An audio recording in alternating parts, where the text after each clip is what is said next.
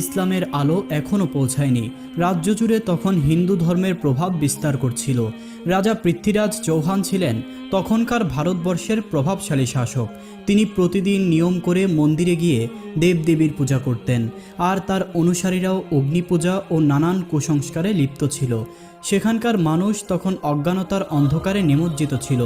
এদিকে এক রাতে হজরত খাজা মঈনুদ্দিন চিশতি রহমাতুল্লাহি আলাইহি নিজের ঘরে শায়িত ছিলেন।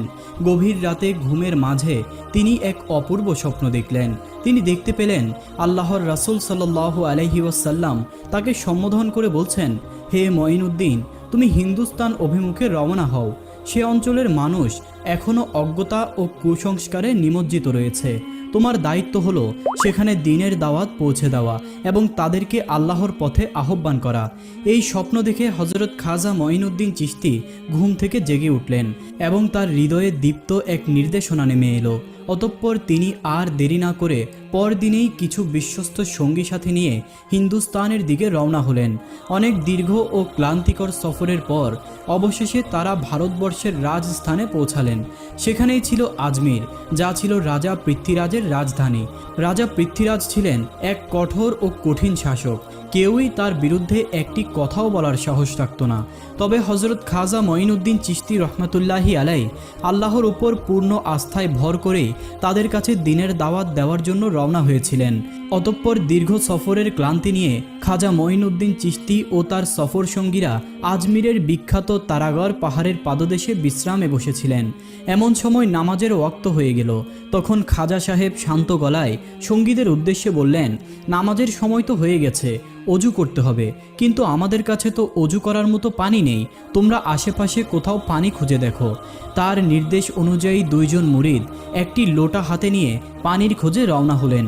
কিছুটা পথ পেরিয়ে তারা দেখতে পেলেন সামনে এক সুবিশাল জলাধার বিস্তৃত, আজ যেটি আনা সাগর নামে পরিচিত। কিন্তু সেখানে গিয়ে তারা দেখলেন আনা সাগরের চারপাশে কড়া পাহারা বসানো। রাজা পৃথ্বীরাজের সেনাবাহিনী চারদিক থেকে জলাধার ঘিরে রেখেছে। সৈন্যরা তাদেরকে দেখে সন্দেহ ভরা দৃষ্টিতে প্রশ্ন করল, তোমরা কারা? এখানে কেন এসেছো? আগে তো তোমাদের কখনো দেখিনি। সঙ্গীরা বিনয়ভাবে উত্তর দিল, আমরা খাজা মঈনুদ্দিন চিশতি রহমাতুল্লাহি আলাইহি এর মুরিদ। আমরা এখানে অজুর জন্য একটু পানি নিতে এসেছি। তাদের কথা শুনে প্রহরীরা সকলেই হেসে উঠল এবং বলল, তোমরা বুঝি রাজা পৃথ্বীরাজের নাম শুনোনি? তার নির্দেশে এই জলাধারের পানি কেউ ছুঁতেও পারবে না। পানি নেওয়া তো দূরের কথা, এতে হাত দিলেই তা অপবিত্র হয়ে যাবে। রাজ হুকুম অমান্য করলে তার পরিণাম ভয়াবহ হবে। এই কথা বলেই তারা মুরিদ দুজনকে তিরস্কার করে সেইখান থেকে তাড়িয়ে দিল। অতঃপর সেই দুইজন মুরিদ দুঃখ ভারাক্রান্ত হৃদয়ে খাজা মঈনুদ্দিন চিশতি রহমাতুল্লাহি আলাইহি এর কাছে ফিরে এলেন। তাদের চেহারায় হতাশা দেখে তিনি জিজ্ঞেস করলেন, তোমরা ফিরে এলে কেন? তোমরা কি কোথাও পানির সন্ধান পাওনি? তারা বিনীতভাবে উত্তর দিলেন, হুজুর, পানি তো ছিল, কিন্তু আমাদের নিতে দেওয়া হয়নি। সেখানকার রাজার পাহারারত সৈন্যরা বলল, রাজা পৃথ্বীরাজের কঠোর নির্দেশ, এই সাগরের পানি কেউ নেওয়া তো দূরের কথা, বরং তা স্পর্শও করতে পারবে না। কাউকে অনুমতি দেওয়া হলে তার রাজ আদেশ অমান্য করা হবে, যার ফল হবে ভয়ানক। খাজা সাহেব সব কিছু মনোযোগ দিয়ে শুনলেন। তারপর তিনি চোখ বন্ধ করে আল্লাহর দরবারে দোয়া করলেন। এরপর তিনি সেই দুইজনকে বললেন, তোমরা আবার সেখানে ফিরে যাও। গিয়ে শুধু এইটুকু বলো, খাজা মঈনুদ্দিন চিশতি তোমাদের পাঠিয়েছেন। আল্লাহর উপর পূর্ণ আস্থা রেখে সেই দুইজন মুরিদ পুনরায় রওনা হলেন। আগের মতোই তারা আনা সাগরের ধারে পৌঁছালে প্রহরীরা আবার তাদেরকে বলল, তোমরা আবার কেন এসেছো? তারা নির্ভীকভাবে বললেন, আমরা অজুর জন্য পানি নিতে এসেছি। সৈন্যরা তখন বিরক্ত হয়ে বলল, তোমাদের আগেই তো বলে দিয়েছি বাহিরের কেউ এই সাগরের পানি নেওয়া সম্পূর্ণ নিষেধ। রাজা পৃথ্বীরাজ এটা জানতে পারলে এতক্ষণে তোমাদের প্রাণও থাকতো না। এবার তারা শান্ত স্বরে বললেন, আমরা তোমাদের কাছ থেকে কিছুই চাইতে আসিনি। আমরা যা চাওয়ার তা আনা সাগরের কাছেই চাইব। এই অদ্ভুত কথা শুনে আশেপাশের সৈন্যরা হেসে উঠল। তারা বিষয়টিকে নিছক পাগলামি মনে করল। কিন্তু ঠিক তখনই সেই দুই মুরিদ হাতের লোটা সামনে বাড়িয়ে কায়মানো বাক্যে বলল, হে আনাসাগরের পানি, আমরা খাজা মঈনুদ্দিন চিশতি রহমাতুল্লাহি আলাইহি এর মুরিদ, তিনিই আমাদেরকে এখানে পাঠিয়েছেন। আল্লাহর হুকুমে তুমি এই লোটার মধ্যে চলে এসো।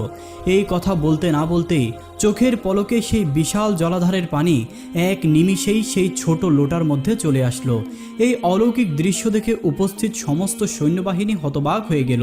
এই যেন কল্পনার চাইতেও অদ্ভুত এক বাস্তবতা। সাথে সাথে সেখানে উপস্থিত অধিকাংশ সৈন্য কালেমা পাঠ করে ইসলাম গ্রহণ করল। যদিও অনেকেই সেই অলৌকিক ঘটনার সাক্ষী হয়ে ইসলাম গ্রহণ করেছিলেন, তবুও কয়েকজন কট্টরপন্থী হিন্দু বিষয়টিকে সহজভাবে নিতে পারল না। তাদের দৃষ্টিতে এটি ছিল কোনো এক অজানা রহস্যময় জাদুর কৌশল। বিষয়টি তারা রাজা পৃথ্বীরাজকে জানানো অত্যাবশ্যক মনে করল এবং দ্রুত রাজপ্রাসাদের উদ্দেশ্যে রওনা দিল। অতঃপর তারা যখন রাজ দরবারে পৌঁছালো, তাদেরকে অস্থির চেহারায় দেখে রাজা পৃথ্বীরাজ প্রশ্ন করলেন, কি হয়েছে? তোমাদের চোখে মুখে এমন আতঙ্কের ছাপ কেন? তারা উত্তরে বলল, মহারাজ, চরম বিপদ ঘনিয়ে এসেছে। রাজা বিস্মিত হয়ে জিজ্ঞেস করলেন, বলো এমন কি ঘটেছে? তারা তখন বলল, মহারাজ, অচেনা এক ব্যক্তি, দেখতে ফকিরের মতো হলেও কার্যকলাপে তারা ঠিক যেন এক অসাধারণ জাদুকর। তিনি এমন কিছুর সাক্ষাৎ দিয়েছেন যা আমাদের বিশ্বাসকেও হার মানিয়েছে। সেই ফকিরের দুইজন মুরিদ গোটা আনাসাগরের সমস্ত পানিকে একটি ছোট লোটার মধ্যে নিয়ে নিয়েছেন। এমন জাদু আমরা কখনো দেখিনি, কখনো শুনিওনি। এই বর্ণনা শুনে রাজা পৃথ্বীরাজ হতভম্ব হয়ে গেলেন। তিনি জীবনে বহু জাদুকরদের খেলা দেখেছিলেন, কিন্তু এই ধরনের অলৌকিক জাদু তো তিনি কখনোই দেখেননি, এমনটা তিনি কখনো শুনেননি। তাই কিছু না ভেবেই তিনি সৈন্যদল সহ সেই স্থানটি নিজ চোখে দেখার জন্য রওনা হলেন। এরপর যখন তিনি আনাসাগরের ধারে এসে পৌঁছালেন, তখন তিনি নিজের চোখকেও বিশ্বাস করতে পারছিলেন না। সেই বিরাট জলাধার সম্পূর্ণরূপে পানি শূন্য হয়ে গেছে, কোথাও এক ফোঁটাও পানি নেই।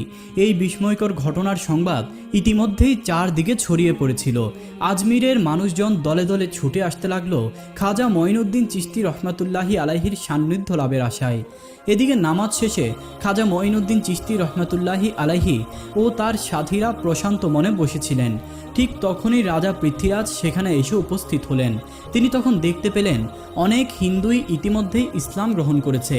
এই দৃশ্য দেখে তার মনে আগুন জ্বলে উঠল। তবে রাগ প্রকাশ না করে তিনি নিজেকে সামনে নিলেন। আসলে পৃথ্বীরাজ ছিল একজন বুদ্ধিমান এবং কট্টর হিন্দুত্ববাদী। তিনি তীক্ষ্ণ দৃষ্টিতে খাজা সাহেবের দিকে তাকিয়ে বললেন, তুমি কে? কি কারণে এখানে এসেছো? খাজা মঈনুদ্দিন চিশতি রহমাতুল্লাহি আলাই বিনয়ের সঙ্গে বললেন, আমার নাম মঈনুদ্দিন চিশতি। আল্লাহর আদেশ এবং রাসূল সাল্লাল্লাহু আলাইহি ওয়াসাল্লামের নির্দেশে আমি এই ভূমিতে এসেছি। পৃথ্বীরাজ কটাক্ষ করে বলল, তবে তুমি কি সেই জাদুকর যে নিজের শক্তিতে আনাসাগরের পানি উধাও করে দিয়েছ? খাজা মঈনুদ্দিন চিশতি রহমাতুল্লাহি আলাইহি তখন দৃঢ় কণ্ঠে জবাব দিলেন, আমি কোনো জাদুকর নই, আমি কেবল একজন বিনীত বান্দা যিনি আল্লাহর হুকুম পালন করেন। আমি অজুর জন্য ওই সাগর থেকে শুধু এক লোটা পানি চেয়েছিলাম, কিন্তু তোমার সৈন্যরা এক লোটাও পানি দিতে অস্বীকার করছিল। তাদের ঔদ্ধত্যের জবাবে এই পানি আল্লাহ তাআলাই তুলে নিয়েছেন। এমন যুক্তিপূর্ণ ও স্বচ্ছ বক্তব্য শুনে উপস্থিত জনতা স্তব্ধ হয়ে গেল। কেউ কোনো কথা বলার সাহস পাচ্ছিল না। কিন্তু পৃথ্বীরাজ সহজে হার মানার মতো মানুষ ছিল না। তিনি বুঝে গিয়েছিলেন এই ব্যক্তি সাধারণ কেউ নন। তিনি কৌশল অবলম্বন করে এক নতুন রূপ নিলেন। তখন তিনি চোখে জল এনে বললেন, আপনারা যদি আমাদের শাস্তি দিতেই চান তাতে কোনো আপত্তি নেই, কিন্তু দয়া করে এই সাধারণ মানুষ আর নিষ্পাপ শিশুদের দিকে তাকান। তাদের জন্যই অন্তত ওই আনাসাগরের পানিগুলো ফিরিয়ে দিন। হযরত খাজা মঈনুদ্দিন চিশতি তখনই বুঝে গিয়েছিলেন যে রাজার মুখে এক কথা এবং মনে অন্য কিছু, কিন্তু তবুও মানবতার খাতিরে তিনি অনুরোধটি ফিরিয়ে দিলেন না। তিনি তার দুইজন সাথীকে নির্দেশ দিলেন, লোটাটি নিয়ে আবার সাগরের ধারে যাও এবং লোটাটি সেখানে রেখে দাও। সঙ্গীরা সেই আদেশ মেনে আনাসাগরের ধারে গিয়ে লোটাটি রাখার সঙ্গে সঙ্গেই বিস্ময়করভাবে পুরো আনাসাগর আবারও পানি দিয়ে কানায় কানায় পূর্ণ হয়ে উঠল। এই অলৌকিক দৃশ্য দূর থেকে যারা প্রত্যক্ষ করছিল তারা আর চুপ থাকতে পারল না। তারা এগিয়ে এসে কৌতূহলে প্রশ্ন করল, তুমি কোন দেবতার উপাসনা করো? এমন শক্তি কি কারো পক্ষেই সম্ভব? খাজা মঈনুদ্দিন চিশতি রহমাতুল্লাহি আলাই শান্তভাবে বললেন, আমি কোনো দেবতার উপাসনা করি না, আমি কেবল এক ও অদ্বিতীয় আল্লাহর ইবাদত করি, যিনি আসমান ও জমিনের মালিক। তার কথায় সেই সব মানুষের অন্তরে যেন আলো জ্বলে উঠল। তারা একসঙ্গে বলে উঠল, আমরাও সেই আল্লাহর ইবাদত করতে চাই, আপনি দয়া করে আমাদেরকেও কালেমা পড়িয়ে মুসলমান বানিয়ে দিন। খাজা সাহেব তখন তাদের সকলকেই একসঙ্গে কালেমা পড়ালেন এবং সকলেই তখন কালেমা পড়ে ইসলাম গ্রহণ করল। তখন রাজা পৃথ্বীরাজ এত লোকের ইসলাম গ্রহণ দেখে অনেক ক্ষুব্ধ হয়ে পড়লেন। অসন্তোষে ফুঁসতে ফুঁসতে তিনি আর কিছু না বলে রাজপ্রাসাদের দিকে রওনা দিলেন। পরদিন ভোরে রাজা পৃথ্বীরাজ রাজ দরবারে এক জরুরি বৈঠকের আয়োজন করলেন। ঠিক সবাই উপস্থিত হওয়ার পর রাজা সাহেব বললেন, এই দরবেশকে যেভাবেই হোক এখান থেকে সরাতেই হবে। তার প্রভাব দিন দিন বেড়েই চলেছে, তাকে থামাতে না পারলে আমাদের অস্তিত্বই সংকটে পড়ে যাবে। তোমাদের কারোর কাছে যদি কোনো কার্যকর পরামর্শ থাকে তাহলে এখনই বলো। একজন অভিজ্ঞ মন্ত্রী মাথা নিচু করে বলল, মহারাজ, এই ব্যক্তি সাধারণ কোনো ফকির নয়, তিনি এমন এক জাদুকর যার প্রভাবে সাধারণ মানুষ তার প্রতি আকৃষ্ট হয়ে একের পর এক ইসলাম গ্রহণ করছে। যদি এভাবেই চলতে থাকে তাহলে এক সময় এই রাজ্য তো নয়, বরং গোটা ভারতবর্ষেই হিন্দু ধর্ম অনুসরণকারী খুঁজে পাওয়া যাবে না। তাকে মোকাবেলা করতে হলে আমাদের এমন কাউকে দরকার যার জাদুবিদ্যায় অভিজ্ঞতা তার থেকেও শক্তিশালী। এরপর একজন সৈন্য উঠে দাঁড়িয়ে বলল, মহারাজ, আমাদের রাজ্যে এমন এক ব্যক্তি রয়েছেন, তার নাম জয়পাল। তিনি দেশের সবচেয়ে শক্তিশালী তান্ত্রিক ও জাদুকর হিসেবে পরিচিত। রাজা সঙ্গে সঙ্গেই নির্দেশ দিলেন, তাহলে দেরি কিসের, অবিলম্বে তাকে রাজপ্রাসাদে নিয়ে এসো। রাজার আদেশে কয়েকজন অভিজ্ঞ সৈন্য জয়পাল জাদুকরের সন্ধানে রওনা হলেন। কিছুক্ষণ পর তারা তার বাসভবনের কাছাকাছি গিয়ে দেখলেন জয়পাল আকাশে ভাসমান অবস্থায় এক গভীর ধ্যানে মগ্ন রয়েছেন। তারা এগিয়ে আসার সাথে সাথে জয়পাল চোখ খুলে নিচে নেমে এলেন এবং বললেন, নিশ্চয়ই রাজা পৃথ্বীরাজই তোমাদেরকে পাঠিয়েছেন। এই কথা শুনে সৈন্যরা থমকে দাঁড়িয়ে গেল। মনে মনে ভাবল, এই জয়পাল জাদুকর তো অলৌকিক শক্তির অধিকারী, তাহলে এবার নিশ্চয়ই এই পরিকল্পনা সফল হবে। এরপর তারা সম্মানপূর্বক তাকে সমস্ত ঘটনা খুলে বলল। এরপর তারা তাকে দ্রুত রাজ দরবারে উপস্থিত করল। জয়পাল রাজ দরবারে আসতেই রাজা পৃথ্বীরাজ বললেন, জয়পাল, তোমাকে ডাকা হয়েছে একটি বিশেষ কারণে। শুনেছি তুমি নাকি ভারতবর্ষের সবচেয়ে ক্ষমতাবান জাদুকর। আমাদের রাজ্যে এক অদ্ভুত সমস্যা দেখা দিয়েছে, যা তোমার মাধ্যমেই সমাধান করা সম্ভব বলে মনে করছি। জয়পাল তখন মাথা ঝুঁকিয়ে উত্তর দিলেন, আপনার সেবা করতে পারলে আমিও নিজেকে ধন্য মনে করব। বলুন, আমাকে কি করতে হবে? পৃথ্বীরাজ তখন বললেন, তুমিও হিন্দু, আমরাও হিন্দু, কিন্তু কোথা থেকে এক অচেনা ফকির দরবেশ এসে আমাদের ধর্ম ও সমাজের ভিত নাড়িয়ে দিয়েছে। সে তার জাদুবিদ্যার মাধ্যমে মানুষের মন জয় করে নিয়েছে। মানুষ তার কথায় প্রভাবিত হয়ে হিন্দু ধর্ম ত্যাগ করে ইসলামে দীক্ষিত হচ্ছে। তাই আমরা সকলেই চাই তুমি তার সঙ্গে মোকাবেলা করো। তাকে হয় এই রাজ্য থেকে বিতাড়িত করো, না হয় চিরতরে শেষ করে দাও। যদি এই কাজ তুমি সম্পন্ন করতে পারো তবে তোমার জন্য রয়েছে রাজকীয় পুরস্কার। জয়পাল আত্মবিশ্বাসী কণ্ঠে জবাব দিলেন, মহারাজ, আপনাকে আশ্বস্ত করছি, যেই জাদুকরেরা আজ পর্যন্ত আমার সামনে দাঁড়িয়েছে সবাই একসময় পরাজয় স্বীকার করেছে। এই দরবেশ তো তাদের তুলনায় কিছুই নয়। আমি তাকে পরাজিত করে তবেই আপনার সামনে হাজির হব। অতঃপর সে আর দেরি না করে নিজের জাদুবিদ্যায় আশ্রয় নিয়ে গরিবে নওয়াজ খাজা মঈনুদ্দিন চিশতি রহমাতুল্লাহি আলাইহিকে খুঁজতে বের হলো। অল্প কিছুক্ষণ পরেই সে দেখতে পেল আজমিরের তারাগার পাহাড়ের নিচে একটি নির্জন কোণে খাজা সাহেব গভীর ধ্যানে নিমগ্ন রয়েছেন। তিনি পুরোপুরি আল্লাহর ইবাদতে মশগুল ছিল। পার্থিব কোনো কিছুর প্রতি তার মনোযোগ ছিল না। এই দৃশ্য দেখে জয়পাল মনে মনে বলল, এই ফকির তো দেখছি এমন এক লোক যার কাছে পেছন দিক থেকে এসেও আমি পৌঁছে গেছি, অথচ সে টেরই পায়নি। এমন লোককে পরাস্ত করা তো আমার জন্য কোনো ব্যাপারই নয়। এই বলে সে তার কালো জাদুর এক ভয়ঙ্কর কৌশল ব্যবহার করে পাহাড়ের গা থেকে বিশাল এক পাথরখণ্ড বের করলো এবং খাজা মঈনুদ্দিনকে পাথর দিয়ে চাপা দেওয়ার জন্য উদ্যত হলো।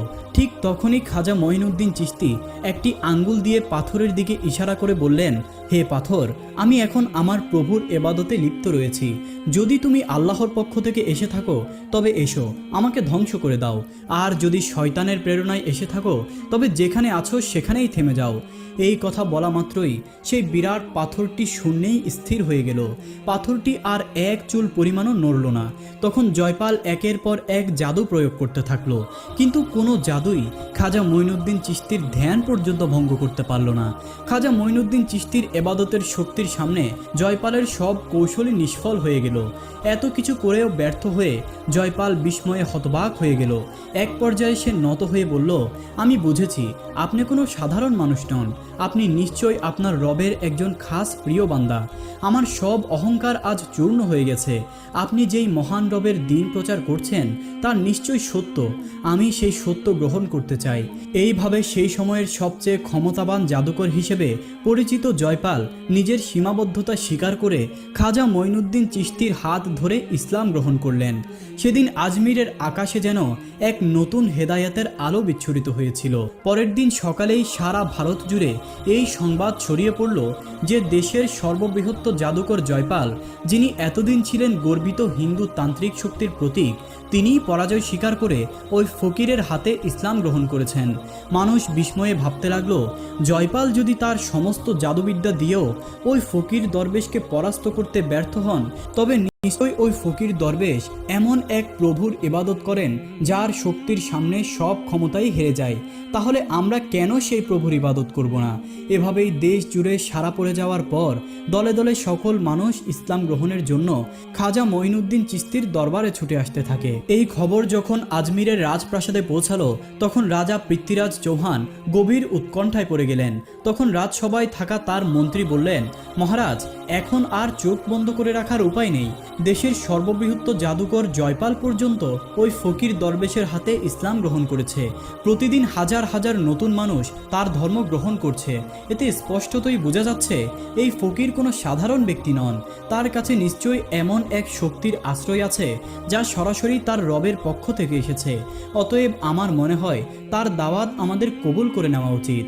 কিন্তু রাজা পৃথ্বীরাজ তখন অহংকারের সাথে বললেন, আমি এখনও ওই ফকির দরবেশের কাছে পরাজয় স্বীকার করব না। অতএব এবার তোমরা তাকে সরাসরি রাজপ্রাসাদে ডেকে নিয়ে আসো, আমি নিজেই তার সাথে কথা বলবো। অতঃপর রাজ আজ্ঞা অনুযায়ী একদল সৈন্য খাজা মঈনুদ্দিন চিশতির দরবারে পৌঁছলো। তারা বলল, হুজুর, আমাদের রাজামশাই আপনাকে প্রাসাদে আমন্ত্রণ জানিয়েছেন, তিনি আপনার সঙ্গে কিছু কথা বলতে চান। খাজা মঈনুদ্দিন চিশতি রহমতুল্লাহি আলাইহি তখন বললেন, যেই আমন্ত্রণ আল্লাহর হুকুমের পরিপন্থী নয় তাতে সাড়া দিতে আমার কোনো দ্বিধা নেই। এই বলেই তিনি স্বেচ্ছায় রাজ দরবারের উদ্দেশ্যে যাত্রা করলেন। ওই অঞ্চলের একজন হিন্দু পণ্ডিত প্রতিদিন ভোরবেলা পূজার উপকরণ হাতে করে মন্দিরে যেতেন। সেখানে তিনি পরম ভক্তি ভরে একটি পাথরের মূর্তির সামনে দুধ ঢালতেন এবং পূজা অর্চনা করতেন। একদিন তার ছোট মেয়ে তাকে জিজ্ঞেস করল, বাবা, আপনি প্রতিদিন মূর্তির সামনে দুধ ঢালেন, কিন্তু মূর্তিটি কি আদৌ দুধ পান করে? পণ্ডিত তখন বললেন, না মা, মূর্তি তো দুধ খায় না, এটা আমাদের ভক্তি, আমাদের বিশ্বাস, আমরা ঈশ্বরের আরাধনা করি, ওই মূর্তিগুলোকে আমরা পূজা করি। কিন্তু তখন মেয়েটি বলল, তবু আমি একদিন মন্দিরে গিয়ে নিজেই দেখে আসব, আমি সেই মূর্তিকে দুধ খাইয়ে তবেই আসব। পণ্ডিত প্রথমে নিষেধ করলেন, কিন্তু পরে আবার বললেন, এমন কথা বলা উচিত নয়, তবে মন্দিরে যখন কেউ থাকবে না তখন তুমি একবার চেষ্টা করে দেখতে পারো। অতঃপর একদিন বিকেলে যখন মন্দির ফাঁকা ছিল, তখন সে নির্ভয়ে একটি পাত্রে দুধ নিয়ে মন্দিরে প্রবেশ করল এবং সেই মূর্তির সামনে গিয়ে বিনীত কণ্ঠে বলল, তুমি যদি সত্যিই ভগবান হও তবে আমার দুধ খেয়ে নাও। আমি জানতে চাই, তুমি কি আমার ডাকে সাড়া দাও? তুমি কি আমার ডাকে শুনছো? কিন্তু এই পাথরের মূর্তির কাছ থেকে কোনো সাড়াই এলো না। মেয়েটি তখন আবার বলল, কি ব্যাপার, তুমি কি আমার অনুরোধ শুনতে পাচ্ছ না? তুমি দুধগুলো পান করে নাও, আমি সচক্ষে এটা দেখতে চাই। কিন্তু সেই পাথরের মূর্তি থেকে কোনো সাড়া এলো না। অবশেষে হতাশ হয়ে হৃদয় বিদীর্ণ হয়ে মেয়েটি নিজের মাথায় আঘাত করে রক্ত ঝরাতে লাগলো এবং জোরে জোরে কাঁদতে লাগলো। ঠিক সেই সময় খাজা মঈনুদ্দিন চিশতি সেই পথ দিয়ে যাচ্ছিলেন। তিনি মেয়েটির কান্না শুনে থেমে গেলেন এবং মন্দিরের ভিতরে প্রবেশ করলেন। তখন তিনি মেয়েটিকে জিজ্ঞেস করলেন, মা, কি হয়েছে তোমার? মেয়েটি তখন বলল, দেখুন না বাবা, আমি কতটা আশা করে এই মূর্তিটির জন্য দুধ নিয়ে এসেছি এবং মূর্তিটিকে দুধগুলো খেতে বলছি, কিন্তু সে দুধগুলো খাচ্ছেই না এবং আমার কথার কোনো জবাবও দিচ্ছে না। তার কথা শুনে গরিবে নওয়াজ বললেন, মা, মূর্তি তো কথা বলে না আর খায়ও না, সে তো একটা পাথর মাত্র। কিন্তু মেয়েটি তখন আবারও জোরে জোরে কাঁদতে লাগলো। তার নিষ্পাপ ভক্তি দেখে খাজা সাহেবের মন কেঁপে উঠল। তখন তিনি মূর্তিটির সামনে গিয়ে বললেন, আমি খাজা মঈনুদ্দিন চিশতি বলছি, তুমি কি শুনতে পাচ্ছ না? এই অসহায় নিষ্পাপ মেয়েকে তুমি কাঁদাচ্ছ কেন? এই দুধগুলো খেয়ে নাও। এই কথা বলা মাত্রই মূর্তিটি অলৌকিকভাবে দুধগুলো পান করতে শুরু করলো। অতঃপর মেয়েটি আনন্দের সহিত তার গ্রামে ফিরে গেল। কিন্তু মেয়েটি যখন রক্তাক্ত কপাল আর কাঁদা চোখে গ্রামের মধ্যে প্রবেশ করলো, তখন গ্রামের কিছু লোক বলল, এই মেয়েটি নিশ্চয়ই কোনো না কোনো পাপ করেছে, নইলে তার অবস্থা এমন কেন? আরও কিছু লোক বলল, সে অবশ্যই অপকর্ম করেছে, এই লজ্জা ঢাকতেই এখন কোনো গল্প বানিয়ে বলবে। কিন্তু সেখানে মেয়েটির পিতাও উপস্থিত ছিলেন। তিনি বিস্ময়ে বললেন, মা, তোমার এই রক্তাক্ত অবস্থা কেন? তুমি কোথা থেকে এলে? মেয়েটি তখন কাঁদতে কাঁদতে বলল, বাবা, আমি মূর্তিকে দুধ খাওয়াতে গিয়েছিলাম, কিন্তু অনেকবার বলার পরেও মূর্তিটি কোনো সাড়া দিল না। তখন আমি নিজের কপালে আঘাত করতে শুরু করি। ঠিক তখনই এক ফকির বাবা সেখানে এলেন। এরপর তিনি যখনই মূর্তিটিকে দুধ পান করতে বললেন, তখনই মূর্তিটি দুধ খেতে শুরু করলো। এই কথা শুনে সবাই হতবাক হয়ে গেল। তারা বিস্ময়ে বলল, এমন অলৌকিক ঘটনা, এটা কি আদৌ সম্ভব? কে এই ফকির বাবা? মেয়েটি বলল, আমি তার নাম জানি না, তবে আমার মনে হয় তিনি এখানে আশেপাশেই কোথাও আছেন। গ্রামের লোকেরা একে অপরের দিকে তাকিয়ে বলল, আমরা অনেক দিন ধরে এই মূর্তিকে দুধ দিয়ে যাচ্ছি, কিন্তু কখনো তো এমন কিছু দেখিনি। সেই ফকির বাবাকে খুঁজে বের করতে হবে, তার সঙ্গে আমাদের কথা বলতেই হবে। অতঃপর গ্রামের লোকজন দল বেঁধে সেই ফকির বাবার খোঁজে রওনা দিল। এদিকে খাজা মঈনুদ্দিন চিশতি রহমাতুল্লাহি আলাই ততক্ষণে পৃথ্বীরাজের দরবারে এসে হাজির হলেন। পৃথ্বীরাজ বললেন, হে ফকির বাবা, তুমি কি চাও? খাজা মঈনুদ্দিন চিশতি বললেন, আমি ভারতের মানুষকে অন্ধকার থেকে দূরে সরিয়ে কোরআনের আলো দিয়ে আলোকিত করতে চাই। আমি চাই সবাই কুসংস্কার ছেড়ে তওবা করুক এবং এক আল্লাহর পথে ফিরে আসুক, যিনি পৃথিবীর মালিক, যিনি আখিরাতের মালিক, যিনি বললেই এক নিমিষেই সব কিছু হয়ে যায়, যিনি আমাদের সবার রিজিকের মালিক। জন্ম মৃত্যু সব কিছু তারই ক্ষমতা। সেই মহান আল্লাহ তাআলার ইবাদত করতে চাই, আমি কারো ক্ষতি চাই না। তিনি যখন এসব কথা বলছেন, ঠিক ওই সময় একজন ইসলাম বিদ্বেষী ব্যক্তি তার আধ্যাত্মিক ক্ষমতা পরীক্ষা করতে এসে বলল, আপনি যদি সত্যিকারের আধ্যাত্মিক শক্তিধর হন, তবে পানি থেকে আগুন তৈরি করে দেখান। খাজা মঈনুদ্দিন চিশতি রহমাতুল্লাহি আলাই আল্লাহর নাম স্মরণ করে পানির উপর ফুঁ দিলেন এবং সেই পানি থেকে আগুন বের হতে শুরু করলো। চোখের সামনেই এমন বিস্ময়কর অলৌকিক ঘটনা দেখে ওই ব্যক্তি খাজা মঈনুদ্দিন চিশতির কাছে ক্ষমা চাইল এবং তার ক্ষমতায় বিশ্বাসী হয়ে সাথে সাথেই ইসলাম ধর্ম গ্রহণ করলো।